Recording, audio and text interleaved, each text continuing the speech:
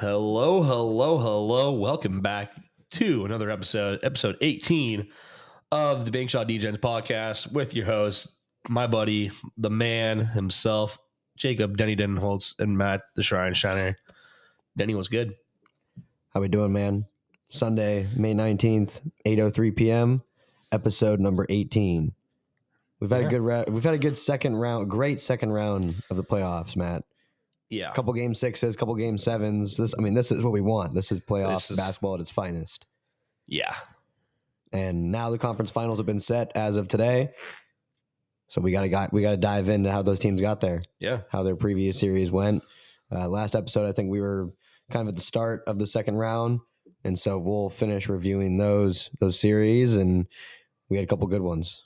So ready to get into it. Let's do it. But first, you know what we got to do. Welcome back to the Shot DJs podcast, where we take a shot every single episode until we get a shot at taking the great team that we miss so dearly in this city that we live in. The Seattle Supersonics come back to this great association we like to call the NBA. Today we have some tequila for your Sunday afternoon. And, I'm feeling depressed, so let's have some. Bring it back. Bring it back.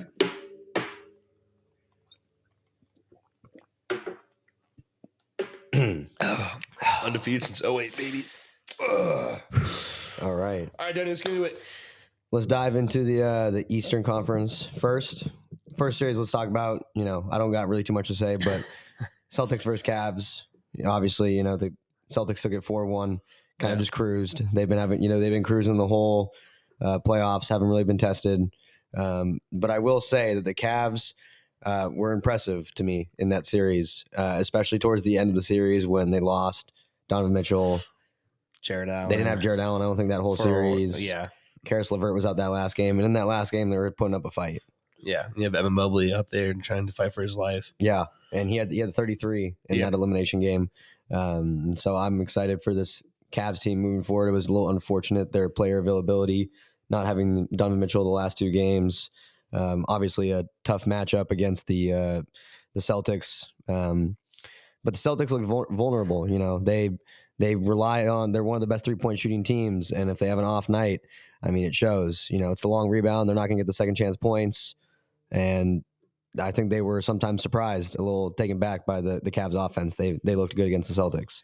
Yeah, there was some buzz floating around of how Donovan Mitchell might have mentioned how some of these guys didn't take it seriously enough. There's some immaturity in the locker room, and there's already talks about dismantling this team, which kind of sucks to see because when healthy, because you also got to think they were out without Evan Mobley for a lot of the regular season. Yep, him and Garland. Without Jarrett Allen for a lot of the season too. Yep, and near the end, and so they never had a complete team almost the entire year. And the fact that how far they got with what they had, it's a really good young team. Yeah, no, it was amazing to watch, but sadly, I think this team's going to be disassembled. I'm not sure to what level, but there's a few guys that are not going to be there next year for sure. Yeah. Unfortunate, but mentioning the Celtics and kind of cruising through the playoffs, I don't think that's necessarily the greatest thing for them. No, they haven't been tested, and they've been still. They lost one of the Heat, lost one of the Cavs. Heat without Jimmy Butler. Yeah. Like we've said a couple of the other games too, even if they've won it. They've been close games. They literally just had everything handed to them so far. Yeah, they haven't been tested. And like we've seen repeatedly, is Jason Tatum and this Celtics team choking in the Eastern Conference Finals lately, or in the finals. So. We'll mention who their opponent is coming up, but just going off the series, they have not had that much of competition. Also, they're without Kristaps Porzingis still right now. Yep. But I don't know. It's not. He's a huge loss. He's a huge part of their team this year, and a huge success of being the winningest team so far of this season. But at the same time, the Cavs just lost too many people. Yep. So. They're fine without him. It'll be interesting to see what the Cavs do this offseason. But I think they have a great team. So yeah, they got one of the games. They could have had more possible, and they had leads actually in both their last two elimination games. Yep. Or last two games before they got eliminated, they had leads during the games and couldn't elaborate on that. Couldn't get the job done. Yeah. Yeah. Can do it. Yeah. Well, let's move on to the other series in the East. Great series. One of those series that went to 7. Last time we talked, the Knicks were up 2-0. Indiana completely turned it around and won both at home. I think they have a stat where they've won, I think, 12 in a row at home in the playoffs. Great back and forth series. I would say after game 5, the Knicks looked really dominant. They were killing it on the boards, and I kind of thought that might have been it for the Pacers. And after that game, Halliburton didn't really do much in game 5, and it's been a topic that you and I have talked about, Matt, that Halliburton needs to be more aggressive out there, look for his shot, and he responded in games 6 and 7. Yeah, he's still learning to be a true leader who needs to – he's like not stepping up when he needs to step up and not giving the ball when he needs to give the ball away. Yep. So he's like either deciding to be one person or the other, and he needs to learn to be both, be more efficient on the floor, which comes with maturity over time. I mean, this is his first like all-star year anyways, right? So we got – we're all-star starter at least. But he's a great player, but like you said in the last episode, it was like Hallie needs to be more aggressive and start shooting. And then he started popping up for 30 points that game, didn't he not? Yep. 38 or something like that? Yep, in game 2. Yeah. I think he had 36, 7 threes. Yeah, and I honestly thought the Knicks were going to win this after going up 2-0. And I'm like, wow, the Knicks look so unstoppable. And then dominoes. Just dominoes. You know, it was unfortunate. That team, I mean, we've talked about the minutes. That's just so many minutes for these guys, and you're going deep into a series like this. You're playing every other day.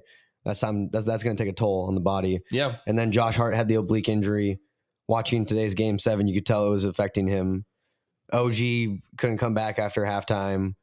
Brunson fractured his hand actually today, towards the end of the game, and so I think part of the reason things kind of slowed down was just that workload. They were so many minutes. But I mean, they were doing really well with it the whole playoffs. I mean, they did great this postseason. But in the end, there's the Thibodeau curse, man. It's kind of crazy, but but a lot of people said they love Thibodeau and they want to extend him this offseason. So I think that's what I heard. I think after the way the season has gone for that team, I think they will. They didn't have Randall. And I mean, we talked about that they didn't have OG most of the season, Randall most of the season, and finished second in the East. Yeah, they were and good. Go 7 in the semifinals. But talking about this Pacer team, I think they are scary when they're playing team basketball. Yeah. When every player, when all 5 starters are in double figures, when they're role players, we keep talking about them, TJ McConnell, Obi Toppin, when those guys are playing well, getting points up, when they're distributing the ball. Spicy P knows how to win championships. He does.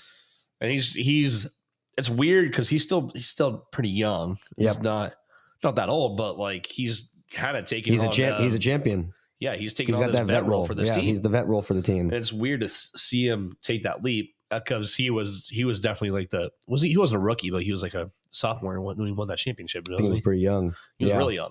So this was a mid-season trade. This was. And they have figured it out. We were talking about that a lot throughout the season. They were still figuring things out, still trying to figure it out. And Spicy P played against his other former teammate with OG Anunoby as well. Yep. And both those teams did trades with the Raptors to get where they're at here right now. I think both of those trades were massive to get where this series happened. Yep. So shout out to the Raptors for that, I guess. I think in game 6, the Pacers had 34 assists. Yeah. Either it was game 6 or that was tonight. But I mean, that's just game 6. Spreading the wealth. I mean, that's great. You already have Hallie, who's led the entire league this year in assists. Yeah. And talking about the game today and game 6, honestly, this is the Hallie we need to see on a nightly basis. Yeah. He is so aggressive. When he's aggressive with the ball, he's crazy. Tyrese out east. Tyrese in the east. Only Tyrese out east now. Yeah. His ability to blow by his defender with that first step and then facilitate and then kind of find his way back out to the 3. He doesn't stop moving. He'll go back out to the 3, ends up finding it, and then he's knocking down the open threes. It's so fun to watch this game sometimes because you can tell by the way he dribbles it up, whether if he dribbles it up or not. Yep. You can tell if he already has decided whether or not he wants to take a shot or he's trying to find the other open pass already. Yep. Most of the time he's looking for the open pass first before he's getting selfish and putting threes. But like I'm okay with him being a little bit more selfish. He can shoot. He needs to. He's proven it. Yeah. In the games where he's been aggressive. Yeah, he was in 3-point contest. He's a knockdown 3-point shooter. Even with that unorthodox shot, he's killing it. And so he's got to be more aggressive for himself. I think he's starting to figure that out, though. Yeah. He was chirping a lot today. He was loving it. So he's getting better and better. And, nights like this show why he's an all-star. So it's only up from here. And I would say, defensively, this is a very good team, the Pacers. All their players are, lengthy forwards who are able to make a difference. And today I could tell their full court defense is very effective. Both, I would say, after a make and a miss, they stay pressuring all 96 feet on the floor. And Miles Turner is a defensive anchor in the paint. I've always liked Miles Turner. He's crazy. He's blocking everything. Draft pick by them. Yeah. I like him. When you can't attack the rim because you got a guy like Miles Turner down there, it really affects the offense and the flow. And it makes it very difficult. And I think it's been showing in the series. And I'll say I was very impressed by the Pacers this series. I thought the Knicks were going to take it, and the Pacers responded and are now making a trip to the conference finals. And while we're at it, I got one more person to talk to on that Pacers team. Yep. And that is a man that came out of nowhere. Well, I knew he was great already. Very efficient tonight. Mr. Very Andrew efficient. Nembhard. Very efficient. Gonzaga Bulldog royalty. We love you, Andrew. If you're listening, go Zags, baby. Andrew has been amazing at being like a third, fourth piece for this team and being in his role. He's available. He's him and Nesmith have been playing very well. So those guys are both really good role players right now. Yeah. So he had 20 points tonight. I think he averaged almost 18 for the series. Yep. So those are some big numbers. And I think Nesmith had a pretty good outing today too.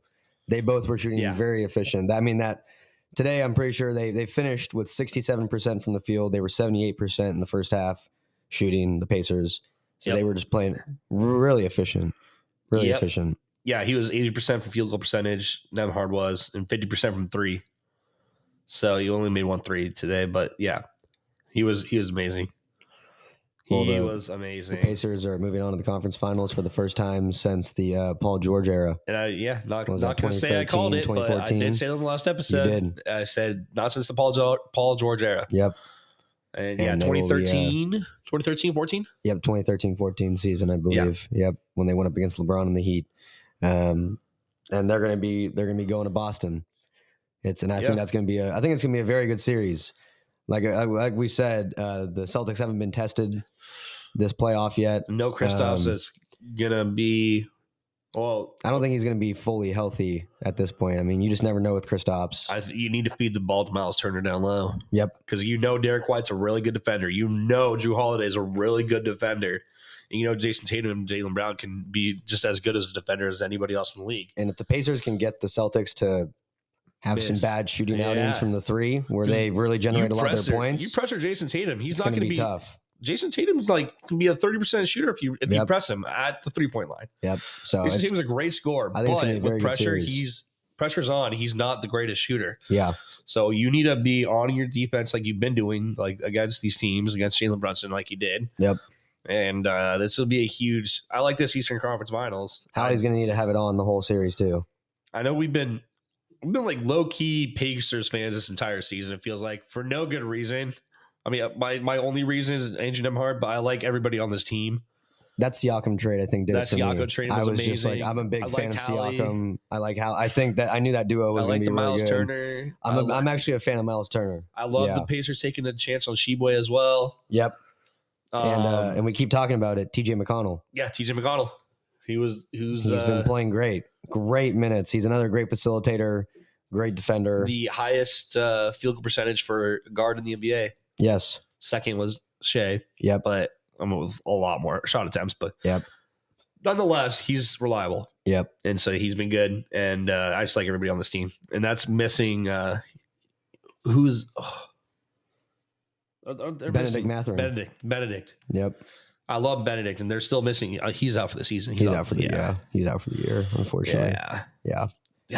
If he was back, but yeah, I guess every single team has somebody injured. Yep. Last thing I want to say about the Knicks, really quick. Man, it was fun watching Brunson this playoff. I really enjoyed this Knicks team. Oh my god, he was I don't even. How many did you average? He averaged 33.7. And he had Leads at the least league 4 right or now. 5 40. I think he had 5 40-point games. He had 4 in a row. Averaged 7 assists. This series, he averaged 29.7. Yeah, so he basically averaged 30 Yeah. in the series. I mean. And Tyrese averages 21.3. Yep. But like it's 6.1 assists per game, 2.3 rebounds per game for him, for Jalen Brunson as well.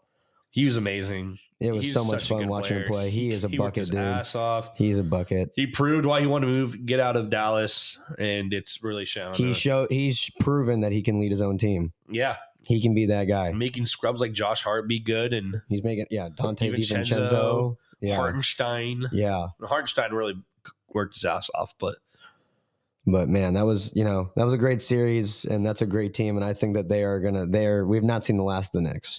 no, we have not. We have not seen the last of the Knicks. And I want to say another player who's been hooping, who started hooping for the Knicks, I think he started the last couple of games. Miles McBride, Deuce McBride. McBride. Yeah. He started playing really well towards the end of the season. I think that's going to boost his confidence going into the next season. So we've not seen the last of the Knicks. They'll be back. But in the meantime, we got the Celtics and the Pacers in the conference finals. Yep. So pretty exciting. Let's go on to the West, Matt. Real quick. Yes. You have a off the dome prediction for how many games and who for the Eastern Conference Finals. This first before the conference finals even start. Yeah. Off the dome. Dude, honestly, I think with the way the Pacers are playing right now, I see it going at least 5. Yeah. Honestly, I could see it going 7. I'm gonna go in the middle. I'm gonna say it's gonna go 6, and I'm gonna say the Celtics are gonna win, but I see it going 6 or 7. Fair. Yeah. All right. What about you though? I'm going Pacers in 7. Yeah. Well, I think if it goes 7, I could see the Pacers winning. Yeah. I'm going But Pacers in 7. if the Pacers can't force it to 7, then I think that the Celtics will have it in 6. I just think the Celtics just know they're gonna choke. They're gonna choke. They are. And I do not think that Porzingis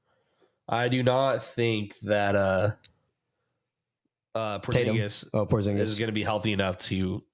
No, really I mean make a if difference. he's been out this long, Yeah. I mean you haven't played in 2 weeks or whatever. Yeah. So And that's even a little bit of rust that you have to shake off. Miles Turner is going to give them some troubles. So He's a defensive anchor down there. yeah. So I mean, and you have Siakam down there. Because what you have Al Horford playing in for a lot. As much as I love Al's been in this league forever. Yep. He's not a traditional big guy, and he's not fit the system that they were running all season and the playoffs with Porzingis. So it's just not. So yeah, I'm saying Pacers in 7 more because I hope so, but also I just just that choke factor. I'm pretty confident in saying that the Celtics are going to choke this one away. Like you said, they have not really experienced that much hardship. They haven't been tested. No, they're and not. I think the Pacers are going to. The Pacers are going to give them a run for their money. They're going to lose surprise game them. 2. They're going to put them on their heels. It's going to be a fun series because the Celtics have lost game 2 of every series so far, specifically game 2. Yeah, they have. And so what I think was going to happen is they're going to lose game 2 again this time, and the Pacers are going to win game 3, and then they're going to be in real trouble, and then they're going to be frantic, and they're going to get a win back, and then it's going to go back and forth. After that, that's my prediction. As I just mentioned, Pacers have won the last 12. I think it was home playoff games. Yeah, so I don't know. So I don't know if it was playoff games or just the last 12 home games in a row, but still, I mean, winning the last 12 home games, yeah, that's got to say something. So these guys love being at home. I think I agree with you. If they can steal one in Boston and come back home, hey, it's a great. Indianapolis is a great basketball city. Yep. Obviously, you had the All-Star game there this year, so yep. Fans will show up, and Hallie feels it when he's there. So, yep. Well, game 1 is Tuesday night. Yep. Tune in. Game 1 Tuesday night in Boston. So everyone tune in. That's going to be a hell of a series. But let's move on to the West. let's look at this. The first series, the Thunder versus the Mavericks. Last episode, we talked. The series was tied 1-1. After that, ended up being a 2-2 series. Going into Game 5. We're here before, but they both walked out the door and left me with depression. Matt, the Mavs took Game 5, 104-92. Kind of from what you remember from that game, what happened in Game 5? Oh my God, I don't even know. My problem is, what really sucks is ever since Game 2, even though we won Game 4, even Game 4, since like Game 2 or 3, we were just like the worst shooting we've been the entire year. Yeah. And we were the best three-point shooting team in the league, and we were just absolute dog shit. And I just don't know. We just lost our step for some reason, and I don't know. And Shea did not lose a step at all. Shea averaged 32.2 points per game, 8 rebounds per game, 7.3 assists per game, and 2.8 blocks per game this entire series.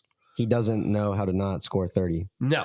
He can't score under 30. He can't score under 30. And those are all those numbers are better than his. And all those numbers are great numbers. Would you say 2.8 blocks, almost 3 blocks a game? Almost 3 blocks a game. That's insane for a point guard. He's the first guard to average 30 points per game and over 2.5 blocks per game in a playoff series.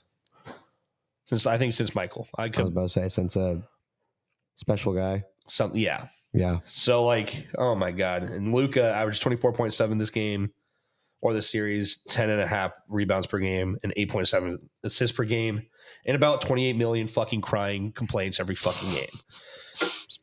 I'm sorry. All right. I'm just going to, here's my quick rant on Luka. Just a quick rant. Do it. I respect that man's game. He's actually a really good scorer.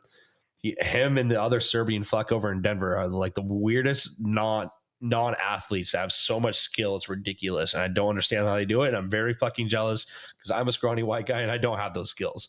Okay, I'm just jealous. Okay, but my problem with Luka is every single fucking play he has to throw his hands up and complain to the ref and does not play basketball. It just ruins the fucking game for me, and it's just. And it's part of it, it's kind of like a game plan thing because it gets into the ref's heads, whether or not they favor him for it or they don't favor him for it. It's like it affects the game, and it's just not fun to watch it. And I think, and this is coming from a guy who's watched LeBron play for a long time, and a bunch of other players in this league that really piss me off, like James Harden as well. This is the worst I've ever seen it, and it's really annoying.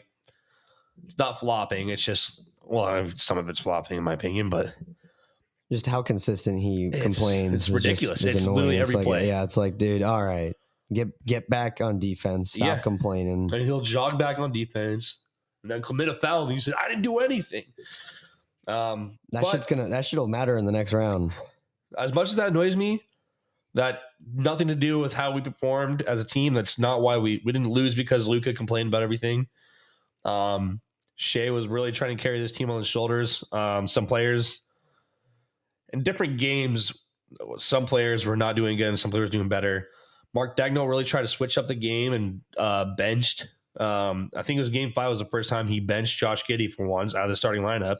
He started Isaiah Joe first, which I kind of liked the idea at first. And Isaiah Joe was actually looking really good at first, but you said this at the very beginning of the series, even though I think or the last series is.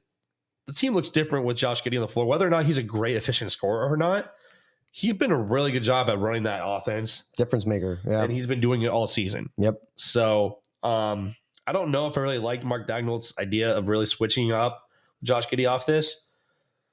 Well, obviously it didn't work. So simple as that. But the thing what's pissing me off is like, one, the Dallas finally used our biggest weakness against us, and we could not stop it. It's size. We could not do anything about it. Gafford is amazing. Gafford has a fucking 10-foot vertical, I swear to God. Just doing junk after dunk with him and Derrick Jones Jr. Even PJ Washington was and PJ Washington, don't get me fucking started. How many games he had of threes in the corner after he had the worst game one of his life. And I really respect this Mavs team for what they did, but what pisses me off more is the fact that we scored the exact same amount of points this entire series. We could have and probably should have won this series if we had one other guy over 6'10". Not another 7-footer like Chet. Just one more guy over 6'10" to take on Gafford, take on Derrick Jones Jr., and take on Derek Lively. I didn't even mention Derek Lively, who technically was drafted by Oklahoma City Thunder and traded to the Dallas Mavericks when we got Cason Wallace. And I love Cason Wallace. He had a really good defensive game this entire playoffs. Really good on defensive guarding point. But Sam Presti, I've said this so many times, if you don't fucking get, whether it be the draft, whether it be Jared Allen by chance, who might be the best odds to land him as the Thunder in a trade possibly. Sam Presti needs some fucking size to help out Chet. And Chet, if you get one other guy to get down there with him, it'll open up Chet's game so fucking much. So much. Even freaking Wemby had Zach Collins down low. Like, need some help, man. I can go on and on and on, but okay. You'd ask me about Game 5. Game 5, we were leading at a couple points, and we had a massive third quarter comeback, and then we just little mistakes here and there in the fourth quarter, and some missed crucial threes missed, and yeah, it just came to the end, and we couldn't do it. Do you want to talk about Game 6? I don't know if I want to. We don't need to get into it. To basically sum up Game 6 is the Mavericks took it and, by 1 fucking point. By 1 point. It was so tough to watch. It was, and Chet had a 20-point game. He was doing good. I think it's like you said. I think what won the Mavericks this series was their role players. PJ, Gafford, Derrick Jones Jr., Lively, and then all played consistent minutes every night. And then like you said, the size. I think there was times where I saw Lively, Gafford, and Washington all on the floor at the same time, and they had dunked so much. And they were just dunking everything. They were grabbing every rebound. Dallas out-rebounded us by 5 rebounds per game. Yeah, so I mean that'll make a difference. Like you said, they moved the ball more, so they had averaged 1 more assist per game here. They moved the ball really well. And we averaged 7.7 steals to their 5.7, but we also averaged more blocks than them. But they also had 14 turnovers per game, and we just couldn't win. That's how we got a lot of our leads back, is we kind of cut down the leads by enforcing those turnovers and getting points back off that. But and we only won game 3 or 4. It was game 3. We only won game 3 because Dallas shot under 50% from free throw. They shot 66% this entire series. That's when Luka missed one of his free throws at the end. But the whole team was so bad. Yeah. And then actually this last game, free throws were huge for Dallas, and I think that's what kept them in it.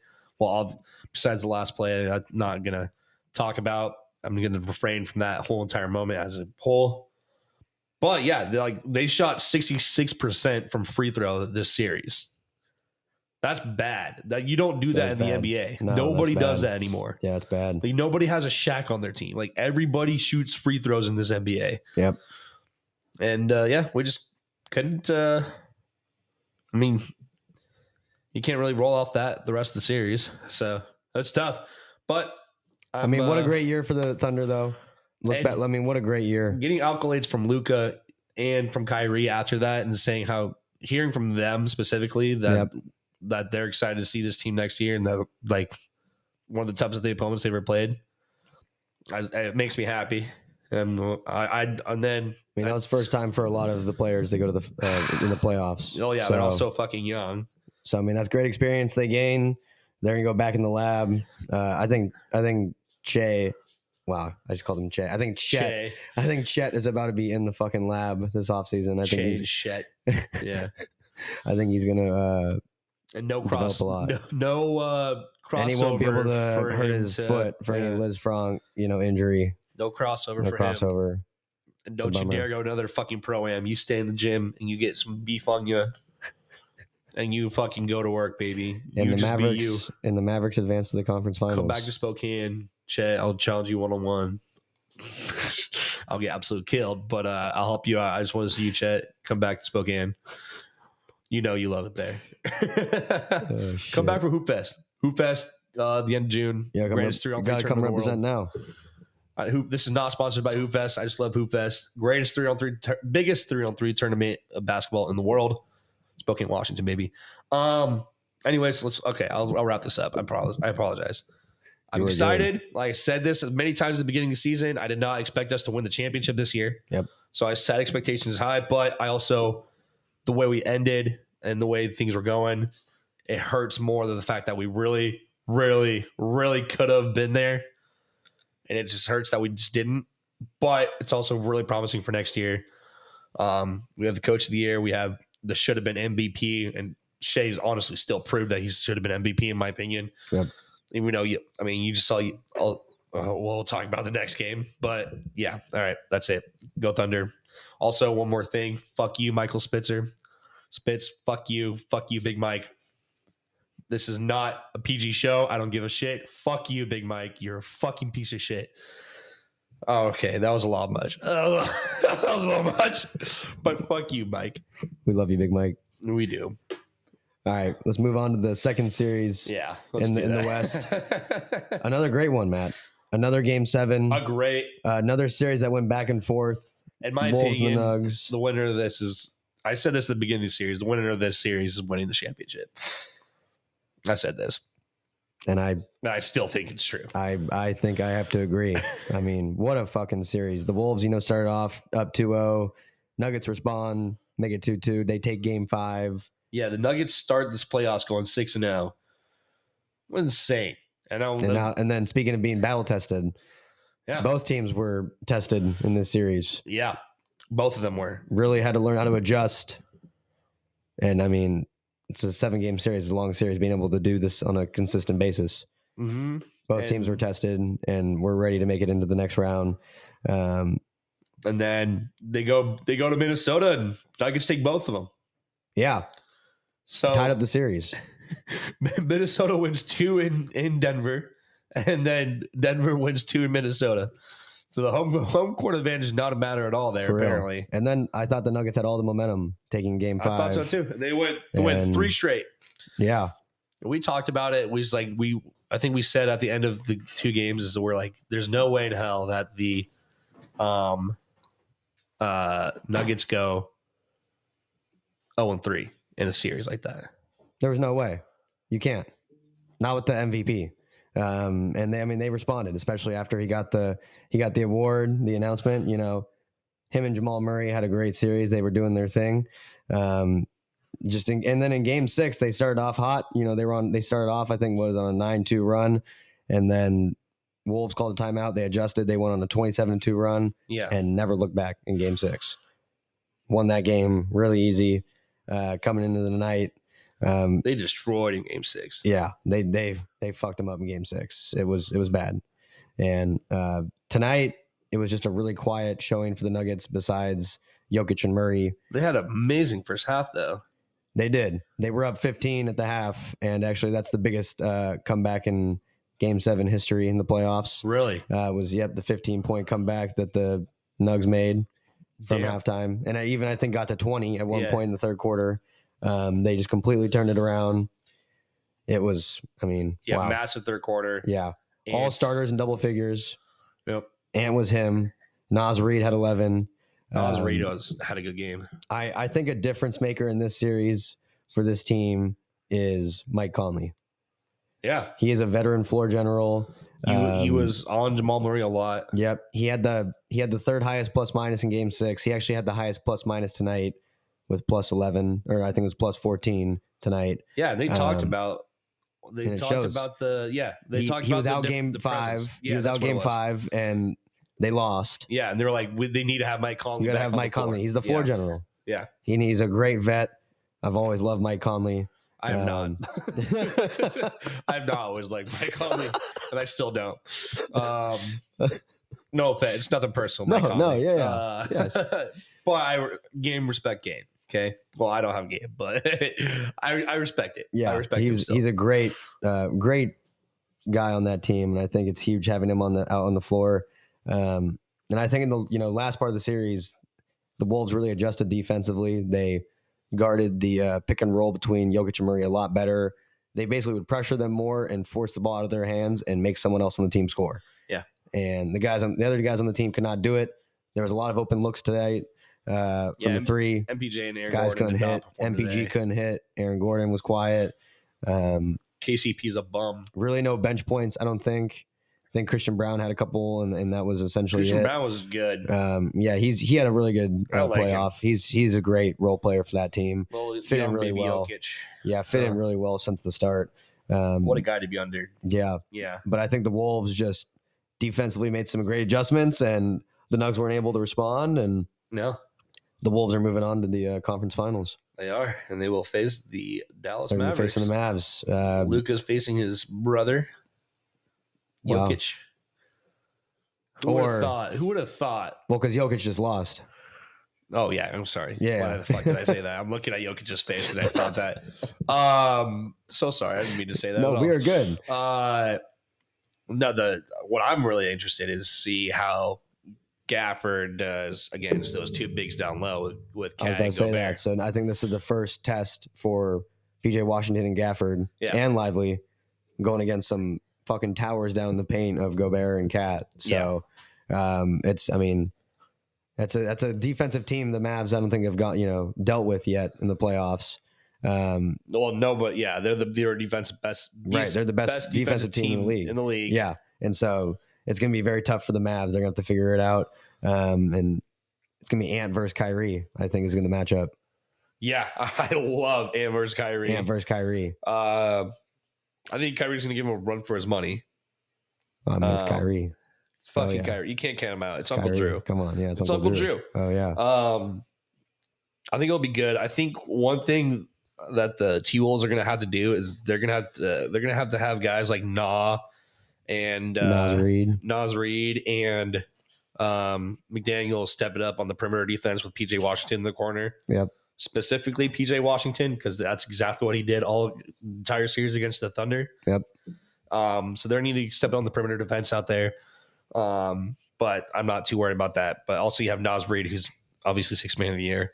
And I think he'll be a good matchup against Gafford or PJ or Derek. I think Derek and Naz Reid will be a good matchup. Yeah, I think Nas might put in some work against that second unit of the Mavs. I think Nas might be going to work. Yeah, I think Derek Lively is going to get his shit rocked when he gets back in, when he comes in. Yeah. I'm not going to lie. Well, what are your predictions for the series? Yeah, what's the game count? It's going to be a 5-game series. 5-game series? Yeah. Wolves? Yeah. Yeah. Wolves. There's the fact that the Dallas could have and should have lost to the Thunder, and I think this T-Wolves team is going to absolutely because the Mavs defeated us to use our only weakness, which was size, and then our shooting was bad. T-Wolves are not going to be they cannot match up against T-Wolves' weakness, which is probably their shooting.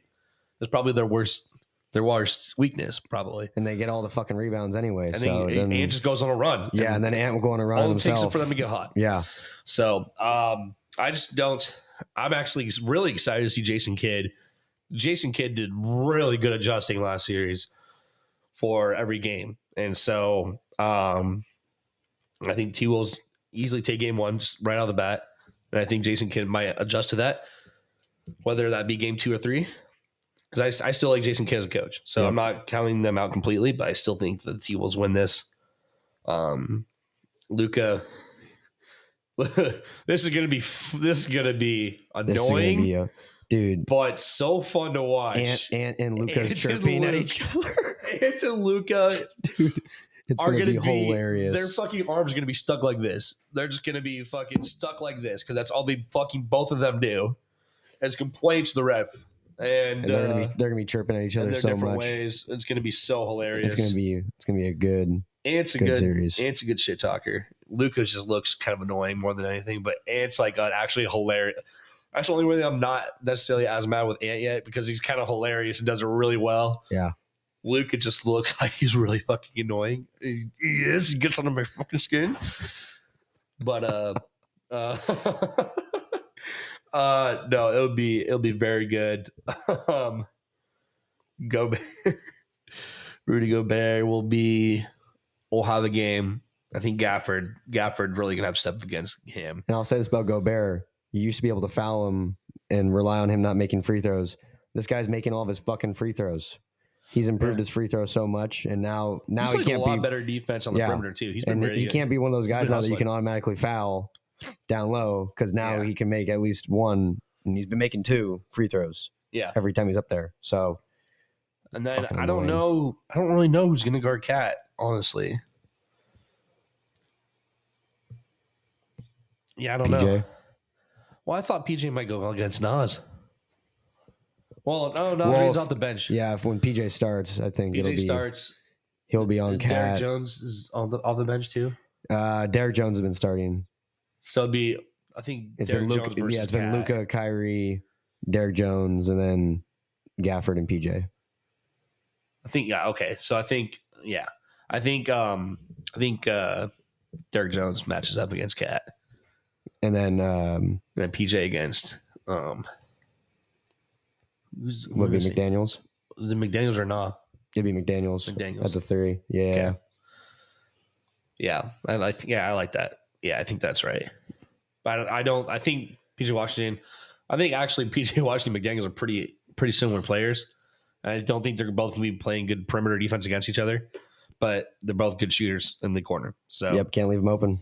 One of them is going to have to step it up on there. But yeah, honestly, besides the obvious matchups of Ant and Kyrie, which will be massive, and then Ant and Luka / as well, it's Ant versus everybody, right? Yep, that's facts. It is Ant versus everybody. But besides those, I'm really excited of Gafford versus Gobert. So I think that will be huge. I think Gafford's very underrated. Gafford earned my respect this last series against the Thunder. I like this man. I think I said I liked it during the trade deadline, and he's proven it.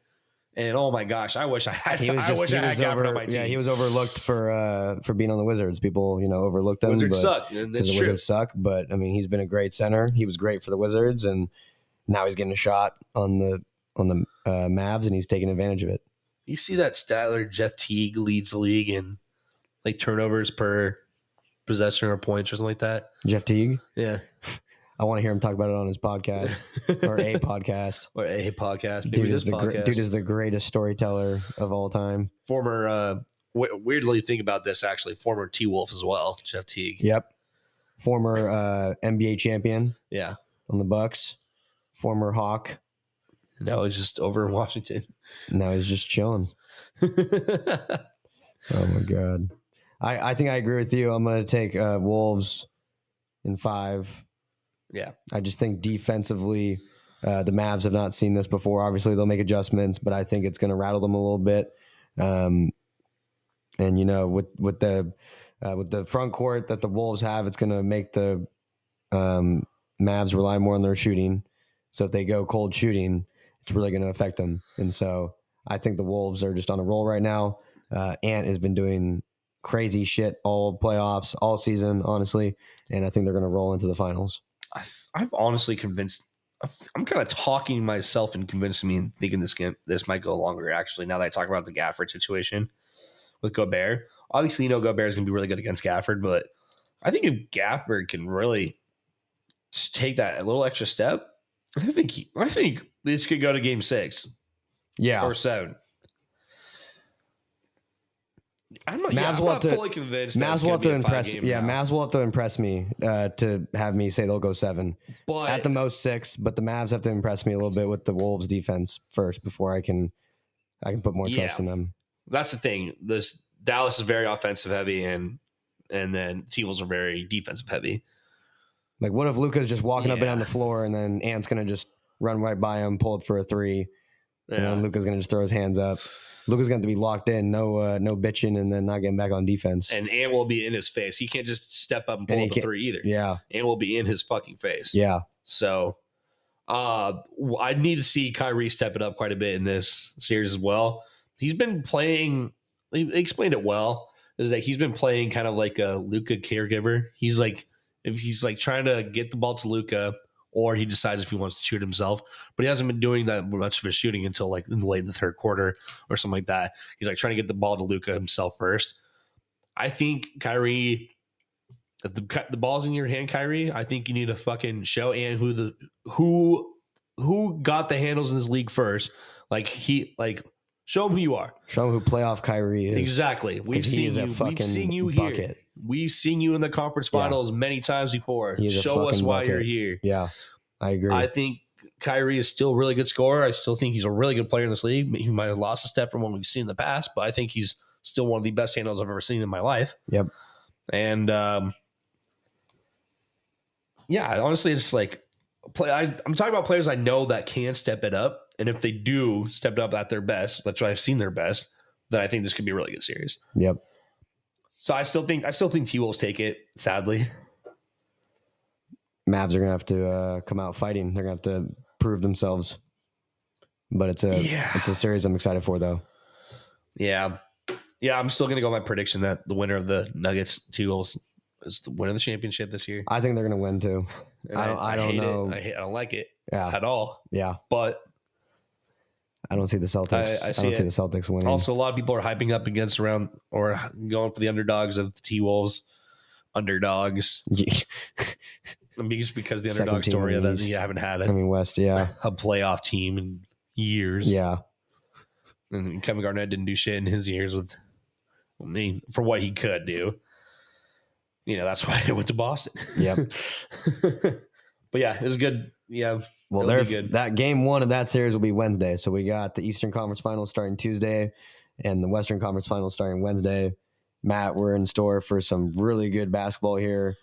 We'll be back on here to talk about, to dive into the Western Conference and Eastern Conference Finals once they get started. Yep. Another great episode. Absolutely. Check us out at the end. Yeah. Check us out at Instagram, Twitter, YouTube, trying to get YouTube going a little bit more. Not TikTok, really. I might get into TikTok. Thinking about it. Haven't had a lot of time. Might be some off-season work. Yeah. We have a lot of plans for the off-season, so we're going to be fully loaded for season 2 next year. Right now, we're just right in the thick of it. We just we're just really excited about playoff basketball because it's honestly some of the greatest playoff sports you ever see. Yep. The best athleticism. Yep. But yeah, go check out our last podcast about the series as well. Check out our interview with our man Alex Yano. Possible another interview coming up with a special guest that's soon to be named. Hopefully, you might hear his name call out on the TV. That's my only hint I'm going to give you. TV near you. Thank you all for tapping in. Thanks for tapping in. Appreciate it as always. Peace. Peace.